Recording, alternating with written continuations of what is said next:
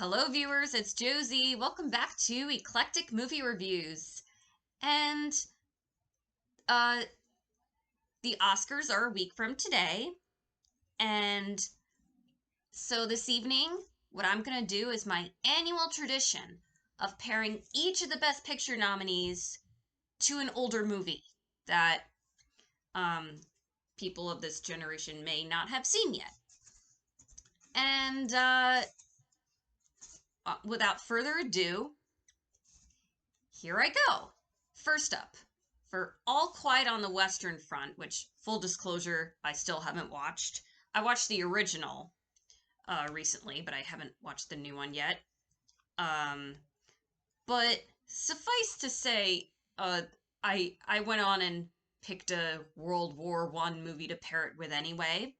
And that film is Oh, What a Lovely War from 1969, directed by Sir Richard Attenborough.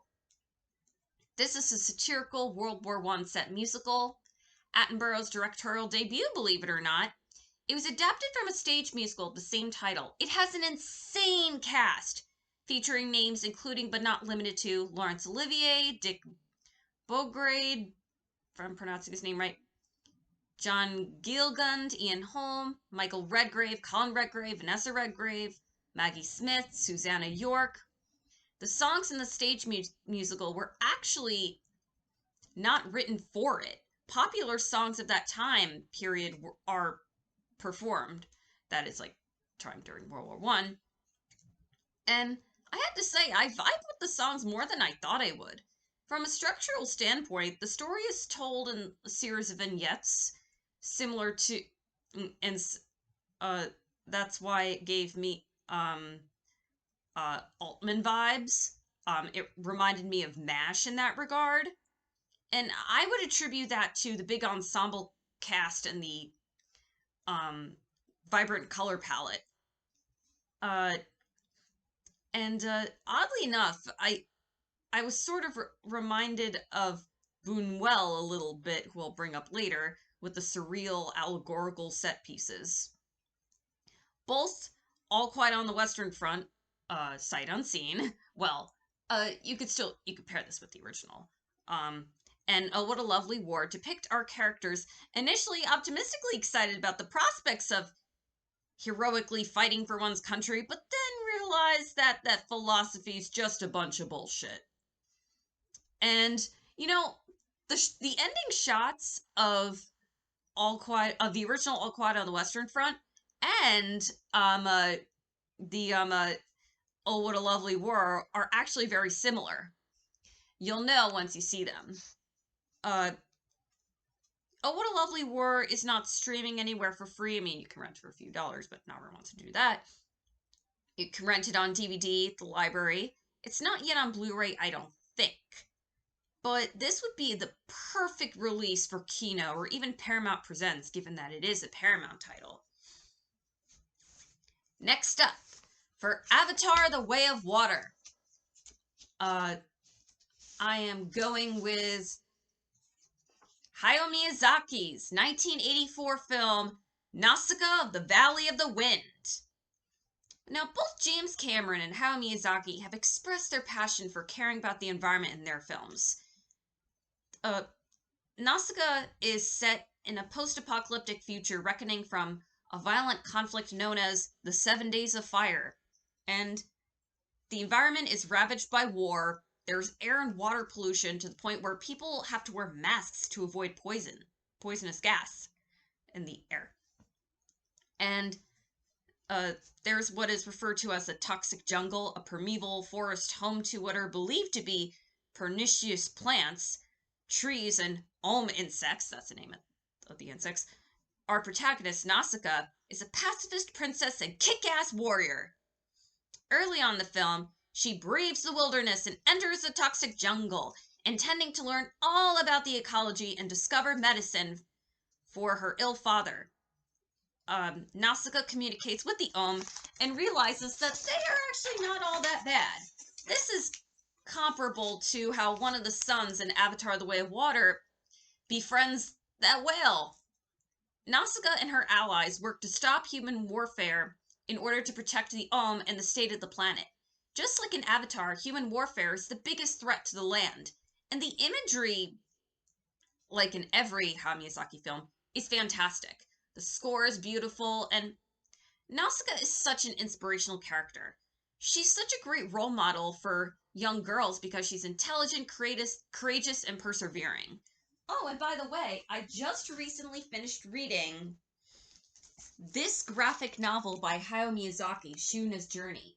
It has a lot of the same environmental themes as Nausicaa and Princess Mononoke, and this book is just brilliant. I love it so much. It has just gorgeous watercolor images. It was actually written, it published in 1984, but then it wasn't translated. It wasn't like brought to the United States until just recently. And you know, Nausicaa, the Valley of the Wind was also a manga by Miyazaki. Nausicaa, the Valley of the Wind is available to watch on HBO Max under the Studio Ghibli hub. And next up, for The Banshees of Inisherin, directed by Martin McDonagh. I'm going to talk about two movies here. I'm sort of cheating a bit for some of these because I'm giving two, but okay. First up, I'm going to talk about The Quiet Man from 1952, directed by John Ford. I'm sure David Lynch's character in The Fabelmans would be happy about me bringing this up. Anyway, like Banshees, The Quiet Man is also set in rural 1920s Ireland. On islands that begin with the letter I, must I add. I forget the name of the island in the where they are in The Quiet Man. What the name of that place? Okay, The Quiet Man. I'm cheating a bit. I want to find the name. I know it started with an I. Like whatever island or town they were in. Quiet Man film setting. Alright, I'm not finding it, unfortunately, right now. Anyway, so Sean Thornton, played by John Wayne, is a retired boxer. After accidentally killing someone, he returns to his home turf of Ireland. He meets and falls in love with a fiery, free-spirited ginger woman named Mary Kate Danaher, played wonderfully by Maureen O'Hara. However, her brother, nicknamed Red, played by Victor McLaglen, is overbearing and territorial of her, particularly when it comes to holding her money and property. With Mary Kate's heart, Sean is able to transform from a hot-tempered big shot to a more gentle and peaceful nature. I love this movie so much. Like Banshees, there's gorgeous lush scenery of rural Ireland. Although it is not a Western like John Ford's other films, it still has some of the Western DNA with the showdown between John Wayne and Victor McLaglen's characters, and John Wayne speaks the way he usually does in the other Ford Westerns. He doesn't speak in an Irish accent. God, I would not want to hear that. But, even the score here by Victor Young, which I happen to enjoy actually, has a Western rhythm to it. Both Maureen O'Hara's character in The Quiet Man and Kerry Condon's character in The Banshees of Inisherin are headstrong women who seek independence from their brothers. Different reasons, of course, but you get the idea. Most of all, these women are the grounding forces of the story. They're the voices of reason. When looking at these films together, I like to think of The Quiet Man as being what happens when you listen to the woman of reason, whereas Banshees is what happens when you don't listen to the woman of reason. One could argue that The Quiet Man is the more romanticized version of 1920s rural Ireland, whereas The Banshees of Inisherin is a harsh reality given the Irish Civil War. But the real pairing with The Banshees of Inisherin I'm giving is none other than Penn and Teller Get Killed from 1989, directed by Arthur Penn. That's right, Arthur Penn, who directed Bonnie and Clyde and The Miracle Worker. So, Penn and Teller, for those of you who don't know, are a pair of famous magicians. They're known as the Bad Boys of Magic because of their pitch black, dark humor. It's sort of a murder mystery noir parody. The inciting incident is on a talk show. Penn admits he wishes someone would kill him so he wouldn't sweat the small stuff. And the two orchestrate sequences of pranks on one another. In other words, they try to kill each other in creative ways. And sure enough, a real killer is out to get them. Both Banshees of Inisherin and Penn and Teller Get Killed get into some really bleak places towards their endings. Now, the humor in this movie won't be to everyone's liking, but it's worth the watch for the ridiculousness of Penn and Teller. Yeah, Penn and Teller Get Killed. I don't know about its physical release. Let's see, Penn and Teller Blu-ray. I'm not sure about. I know I rented it on DVD from a library. And you can rent it on Amazon Prime for a couple dollars. And then next up, for Elvis, I'm pairing it. I'm not comparing it with another music biopic. Instead, I'm pairing it with an animated movie from 1991, directed by Don Bluth and among others, called Rock-a-Doodle. So, a barn rooster named Chanticleer, if I'm pronouncing his name right, voiced by Glenn Campbell, has the ability to make the sun rise when he crows. However, one day when he forgets to do his morning crowing routine, the sun still comes out, and the beans are spilled. Embarrassed, he escapes to the big city and becomes an Elvis-like rock star. And there's a live action aspect of this movie, so the story, there's like sort of like a frame narrative kind of.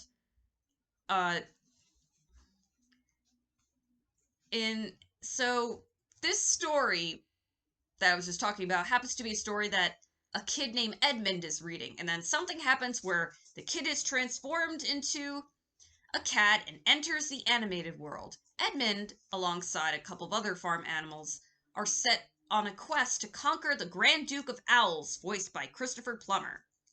And this job entails finding Rock-a-Doodle himself, Chanticleer.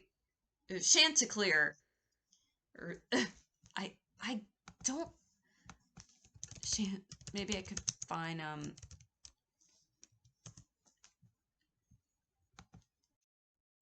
Chanticleer. I was right. It's really cute, and it has some fun songs. And if you have little children, I think they will like it. I found out recently that it's actually based on a play called Chanticleer. So, Rock-a-Doodle is available to watch on YouTube and Tubi for free.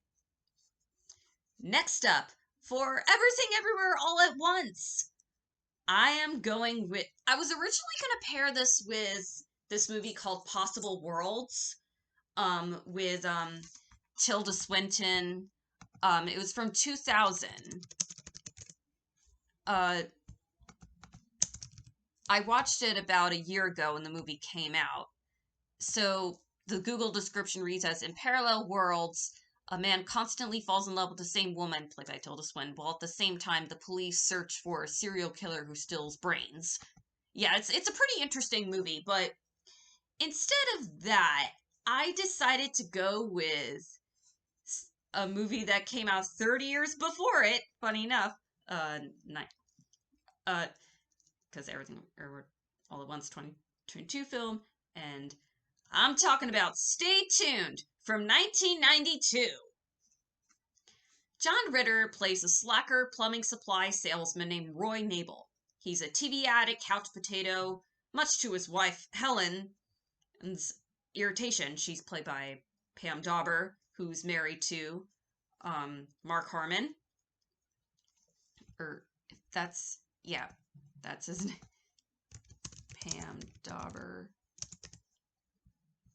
Yep, Mark Harmon. I was right. So they have two kids, a boy and a girl.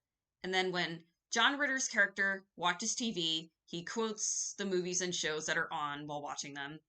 And one day, a TV salesman named Spike, played by Jeffrey Jones, who you guys may know from the movie Mom and Dad Save the World, and he was also in Ferris Bueller's Day Off. So he persuades Roy to purchase a satellite dish providing an abundance of 666 channels. That number will come into play later.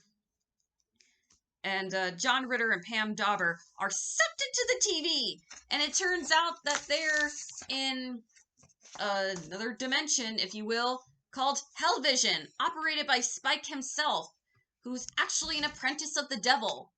Basically, the deal with Hellvision is that consumers sell their souls in order to experience as much television as they want.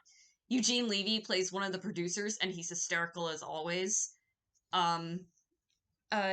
Just as Michelle Yeoh and Ke Huy Quan go through a multitude of universes, John Ritter and Pam Dauber go through a multitude of movies and TV shows.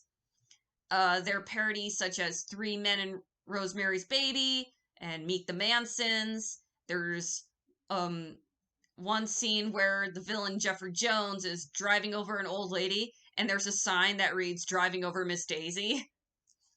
There's even a demonic-themed exercise program called The Exorcisist, and the exercise instructor does a famous head spin as an exercise move. Somebody on Letterboxd wrote that it is basically the Fairly Odd Parents Channel Chaser special for adults. Just similar to how Everything Everywhere had like a headquarters for all the universes, all the alternate universes. In Stay Tuned, there's a headquarters for all the different channels. And Everything Everywhere has its fair share of pop culture parodies too. There's Ratatouille instead of Ratatouille, and they very blatantly make fun of Wong Kar-wai's In the Mood for Love. But long story short, John Ritter and Pam Dauber's marriage and family growing stronger after going through different worlds echoes Evelyn and Wayman's marriage growing stronger and them growing closer with their daughter and Evelyn's father after exploring the multiverse. Stay Tuned is available to watch for free on YouTube, and it's on DVD and Blu-ray. In fact, I just rewatched it with my mom yesterday.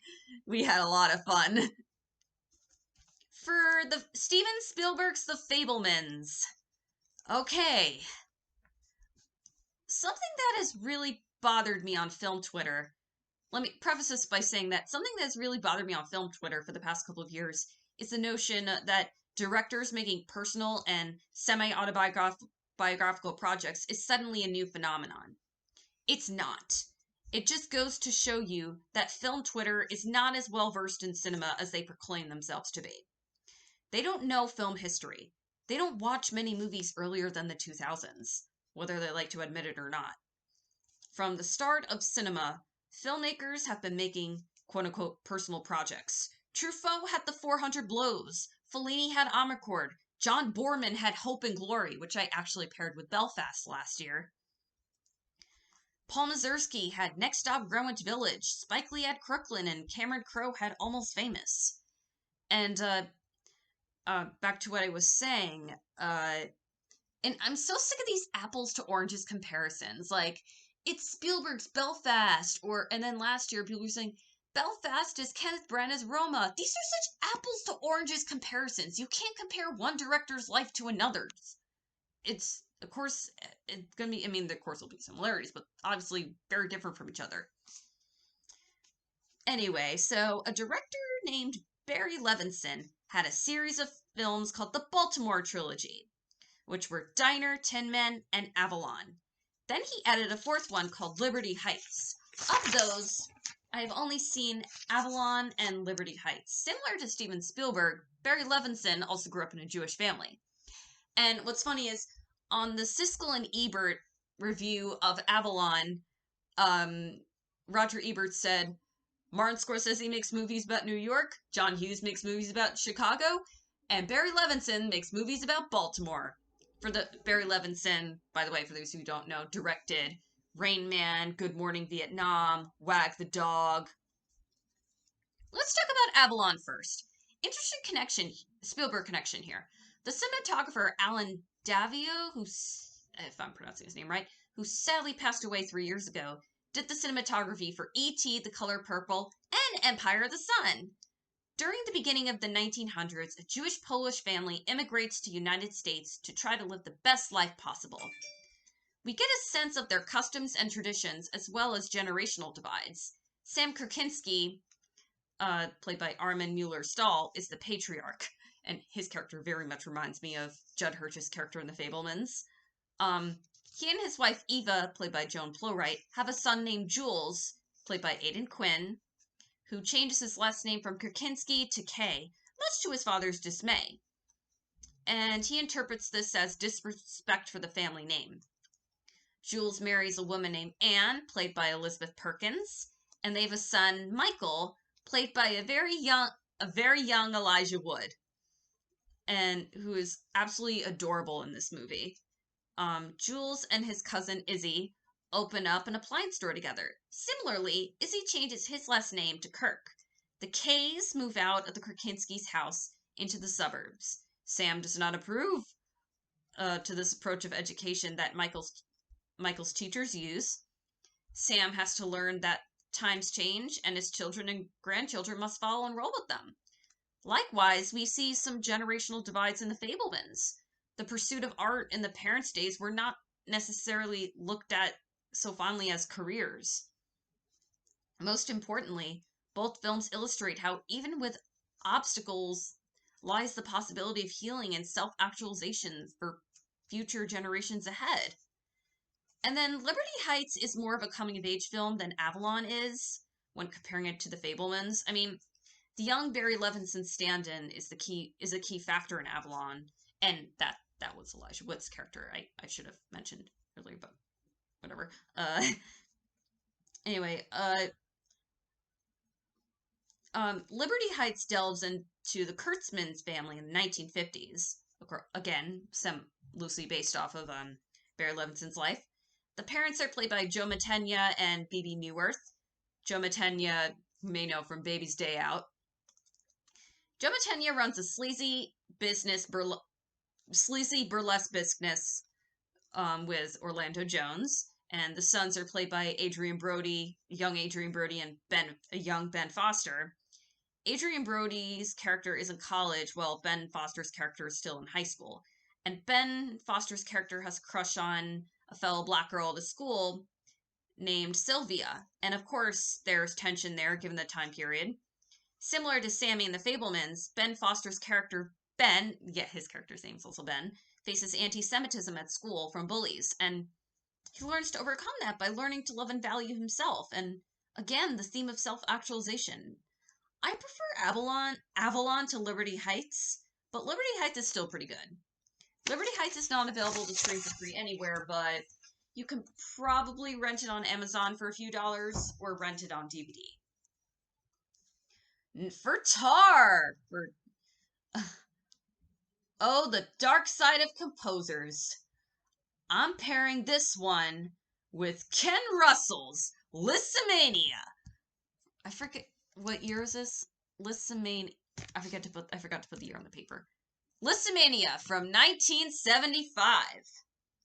This is a surreal, sort of biographical musical. I'm sure they took plenty of liberties about 19th century composer Franz Liszt.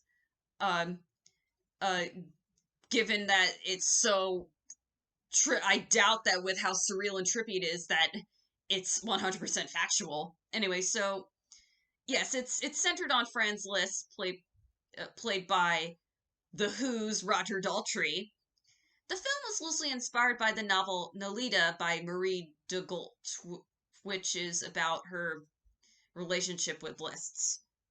Um, and Liszt lives an incredibly hedonistic lifestyle. When the film starts, he's playing the piano and the girls are going crazy. Lisztomania! That's what they call it. Calling him unfaithful to his wife would be an understatement. He's got tons of mistresses. A lot of the story goes into the friendship that Franz Liszt had with Richard Wagner, played by Paul Nicholas, and they mention him in Tar. And when Liszt makes an attempt to move beyond these vices, Wagner drives Liszt back into it. Liszt then pursues Princess Caroline of St. Petersburg, played by Sarah Kesselman. But the Pope, played by Ringo Starr of all people, won't allow her because she's already married to another man. This prompts Liszt to convert to the monastic lifestyle of an abbot, only to be excommunicated from the church anyway for sleeping with a woman. Basically, Liszt gets cancelled just like Lydia Tarr herself. Crazier, inexplicable stuff ensues after that. Both Tar and Lisztomania explore the relationship between genius and sexual power. Lydia Tarr isn't shown active, and just power in general. Lydia Tarr isn't shown actively having sex with the girl she's quote unquote or supposedly grooming, but you could tell there's sexual attraction behind her intention of picking women she's attracted to as her favorites in the orchestra. Stylistically, both films are Kubrickian. However, I'd say that Lisztomania is more surreal and trippy, like I keep saying. Tar has some surreal and dreamlike moments, but they aren't acid trippy in the way Lisztomania is. Tar echoes the style of Eyes Wide Shut depicting paranoia, also his Todd Field connection, whereas Lisztomania is more like Barry Lyndon, at least when looking at the costumes and production design. The cinematography, beautiful cinematography here, was actually done by Peter Szyszewski, who collaborated a lot with David Cronenberg. He shot A History of Violence, Eastern Promises, Crash, and Dead Ringers. Outside of working with Cronenberg, he also did the cinematography for Rocky Horror Picture Show, Star Wars: The Empire Strikes Back, Krull, and Mars Attacks! And the production designer, Philip Harrison, funny enough, was also the production designer on Stay Tuned. Alright, for Top Gun Maverick, I'm pairing this one with another 30-year age difference. I'm pairing this one Porco Rosso from 1992, directed by Hayao Miyazaki. Set in the 1930s fascist Italy, similar to Guillermo del Toro's Pinocchio, sky pirates are a threat to boats on the Adriatic Sea. The one pilot up to the challenge to stop this is Porco Rosso, voiced, at least in the English dub version, by Michael Keaton, an ex-World War I flying ace. Under Porco Rosso's mentorship wing is a sassy yet intelligent mechanic named Theo. I don't have much to say about this one, except that it's pretty awesome. Both Porco Rosso and Top Gun Maverick are basically about mentorship and sort of surrogate parenting, and involve romances with ladies at restaurants. Porco Rosso is available to watch on HBO Max. For Triangle of Sadness, let's talk about the filmography of Louis Buñuel. And Ruben Östlund has mentioned in quite a few interviews that he's very much influenced by him. And when comparing Triangle of Sadness to The Discreet Charm of the Bourgeoisie and The Phantom of Liberty, it's very clear that Buñuel and Östlund not only criticize the snobbery and elitism of the rich, but also power structures. The opening line of Phantom of Liberty is a quote from the Communist Manifesto, for crying out loud.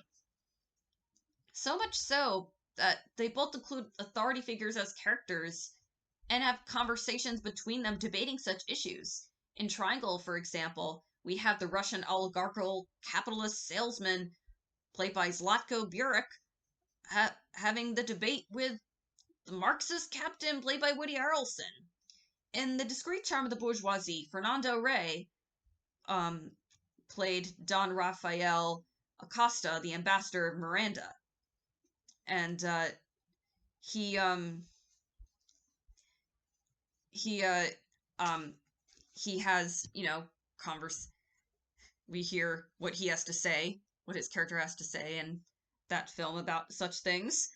And food plays a big part in both Discreet Charm and Triangle. Discreet Charm, after all, is about six rich couples who are trying to eat a fancy meal that they keep getting interrupted from it. Uh, I mean, what can I say? There's the iconic, soon-to-be iconic seasickness and food poisoning scene in Triangle Sadness with lots of vomiting and diarrhea. Uh, and both, another thing that both Osland and Buñuel do really well is that they take matters that seem seemingly like little deals on paper and then expand them into like these anxiety inducing sequences. And when they arrive on the island later on in Triangle of Sadness, there's a whole funny, back to the food thing, there's a whole funny gag with pretzels. The Buñuel film, though, that I'm going to pair Triangle of Sadness with is The Exterminating Angel. This is about a group of rich friends who go to a dinner party. And after the party, they cannot leave the house.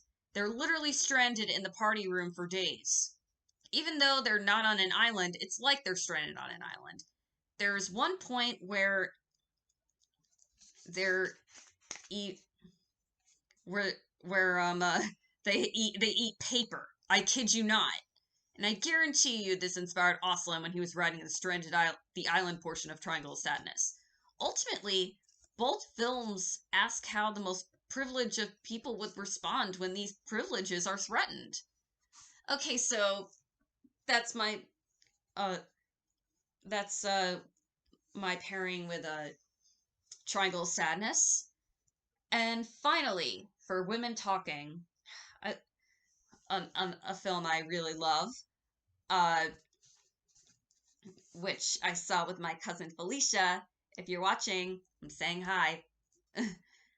Okay, I'm pairing this one with another film, rural set film based on a novel, um, distributed by MGM United Artists, whatever you want to call it, and that is Lilies of the Field from 1963, directed by Ralph Nelson.